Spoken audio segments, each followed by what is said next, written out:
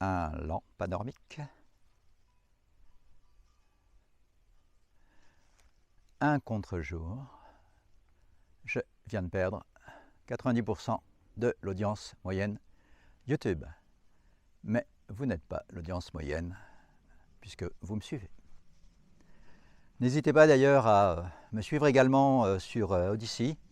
Je viens d'ouvrir la chaîne miroir de celle que j'ai sur YouTube. Voilà.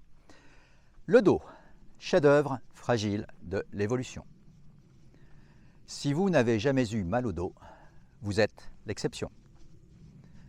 Dans le monde, 8 personnes sur 10 vivront ou ont vécu un épisode douloureux, parfois bénin, parfois paralysant. C'est l'une des premières causes d'arrêt de travail dans les pays industrialisés. Et bien souvent, le mal de dos revient sans prévenir, sans raison évidente. Pourquoi? Peut-être parce que ce que nous appelons le dos est à la fois une merveille d'ingénierie et une zone de compromis. Il soutient, il protège, il bouge, il encaisse. Peut-être aussi parce que derrière ces chiffres, il y a une histoire, une longue, très longue histoire, celle du dos lui-même. Car le dos n'est pas qu'une charpente, c'est le produit de 500 millions d'années d'évolution et le témoin silencieux de nos choix de vie. Je développe dans un instant. Bienvenue sur la chaîne, je suis le vieux. Si l'on remonte à nos origines, tout commence chez les invertébrés. Pas de colonne, pas d'axe, pas de dos. En effet, pendant des centaines de millions d'années, la vie a prospéré sans colonne vertébrale. Les invertébrés, méduses, vers, insectes, n'avaient ni squelette interne ni axe rigide. Ils vivaient dans un monde où la mer, l'air ou la carapace extérieure assuraient leur maintien et leur protection. Cette souplesse avait un avantage, la liberté de mouvement, la capacité d'onduler, de se faufiler. Mais elle avait un prix. Aucune stabilité, aucune mémoire posturale. Sans structure interne, chaque geste devait être recréé à chaque instant. Pas de centre autour duquel s'organiser. Puis viennent les vertébrés, qui inventent progressivement cette structure articulée, souple et résistante. Un tube d'os traversé par le système nerveux central, la moelle épinière. Ce n'est pas qu'une charpente, c'est le centre de coordination du vivant. Tout commence par l'invention d'un axe rigide, une tige dorsale primitive, la notocorde, qui allait devenir la colonne vertébrale. D'abord, chez les poissons, cette colonne s'est renforcée, entourant la moelle épinière. Puis, chez les amphibiens, elle s'est articulée. Ensuite, chez les reptiles, elle s'est protégée en s'entourant de côtes. Et enfin, chez les mammifères, elle est devenue le tronc de tout le système nerveux, sensoriel et moteur. Les avantages? Stabilité, coordination, puissance. Inconvénient? Une plus grande vulnérabilité due à la centralisation et moins de mouvements possibles. Car dès qu'on rigidifie, on perd de la liberté. Le dos, c'est à la fois le pilier et la prison du mouvement.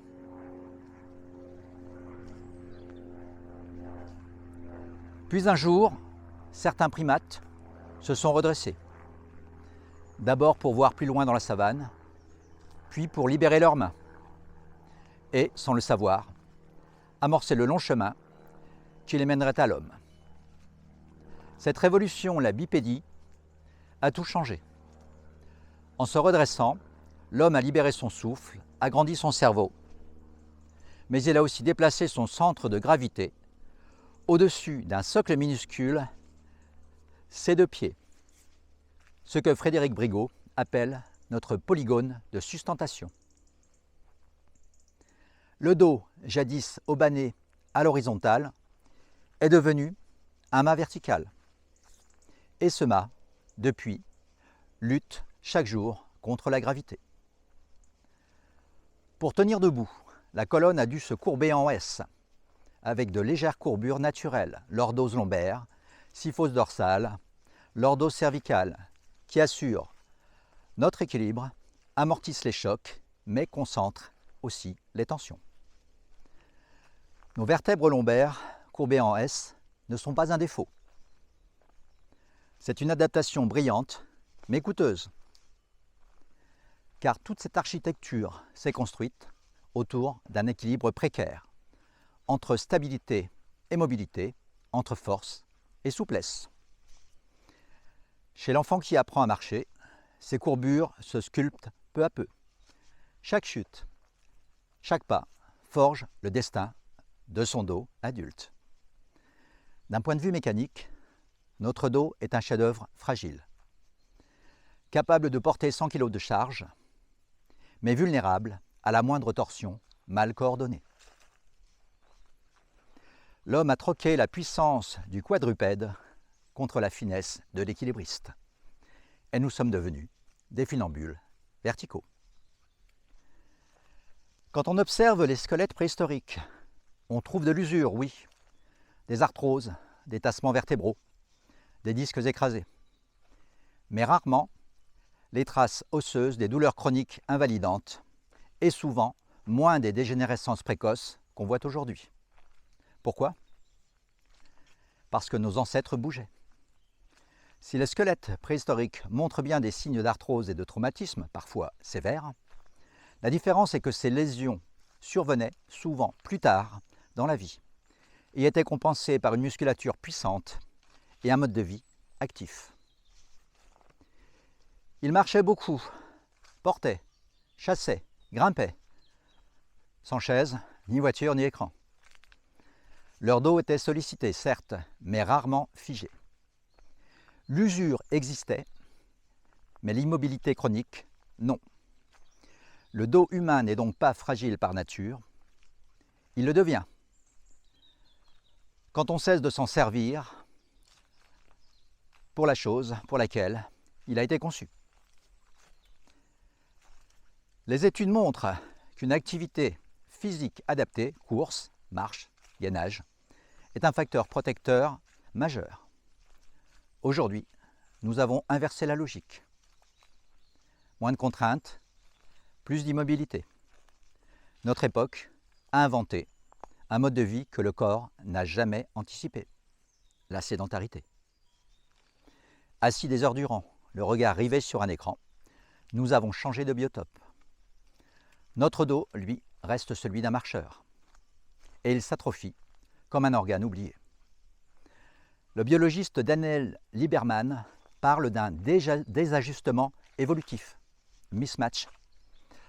Nos gènes croient encore vivre à la préhistoire, car nos corps sont conçus pour parcourir 10 km par jour, alors qu'en fait, nos corps s'affaiblissent sur des chaises.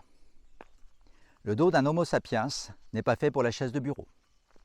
Il est fait pour la marche, le mouvement, la vie debout. Pas étonnant que parfois, il proteste. Mais le dos n'est pas qu'une mécanique. Il est aussi le siège de notre verticalité morale, en même temps qu'une voix qui peut exprimer par le corps ce que l'esprit ne dit pas en miroir de la conscience. Quand on dit se redresser, on ne parle pas seulement du squelette, on parle souvent de dignité. Dans presque toutes les cultures, la posture droite symbolise la force, la droiture, la noblesse. Tomber, plier, courber, ce sont les mots du corps, mais aussi de l'âme. Alain Berthoz, neuroscientifique spécialiste de la perception et de l'action, disait que la posture est la mémoire du mouvement. Chaque geste passé laisse une empreinte dans nos muscles. Chaque peur, chaque stress implie dans notre attitude. L'enfant joyeux bondit, l'adulte anxieux se replie. Peu à peu, nos émotions se sédimentent dans notre dos. Et quand on en a plein le dos, ce n'est pas qu'une métaphore, c'est souvent une réalité psychosomatique. Le corps, parfois, dit ce que l'esprit tait. Physiologiquement, le dos et l'époque moderne ne sont pas faits pour s'entendre. Nous passons plus de 8 heures par jour assis, dans les transports, au travail, à table, devant les écrans. Nous vivons comme des invertébrés sophistiqués. Le monde que nous avons bâti, avec ces machines assurant l'essentiel du travail physique et des déplacements, nous permet d'être mous, sans colonne. Mais en contrepartie, nous nous sommes coupés de ce que nous sommes et de la Terre. Pourtant, chaque vertèbre, chaque disque, chaque ligament garde la mémoire de ce que nous faisons ou ne faisons pas. Le mal de dos, c'est la conséquence d'une amnésie, celle d'un corps et d'un héritage évolutif oublié, dans un monde qui pense trop et qui ressent trop peu.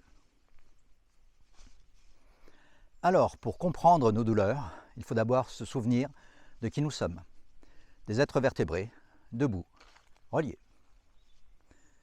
En conclusion, comprendre le mal de dos, c'est donc comprendre à la fois notre biologie, notre mode de vie et notre époque. Mais le dos n'est pas qu'une fatalité biologique, une malédiction de l'évolution. C'est une promesse, celle de l'équilibre entre la force et la liberté. Et si nous apprenions à l'écouter, il nous dirait peut-être « Bouge, respire, redresse-toi sans te raidir ». Dans la prochaine vidéo, je vous parlerai de ces gestes, de ces postures, de ce qu'on peut faire pour prévenir, soulager, renforcer. Pas de miracle, juste un peu de conscience, de mouvement, de cohérence. À très bientôt. Portez-vous bien. Ciao.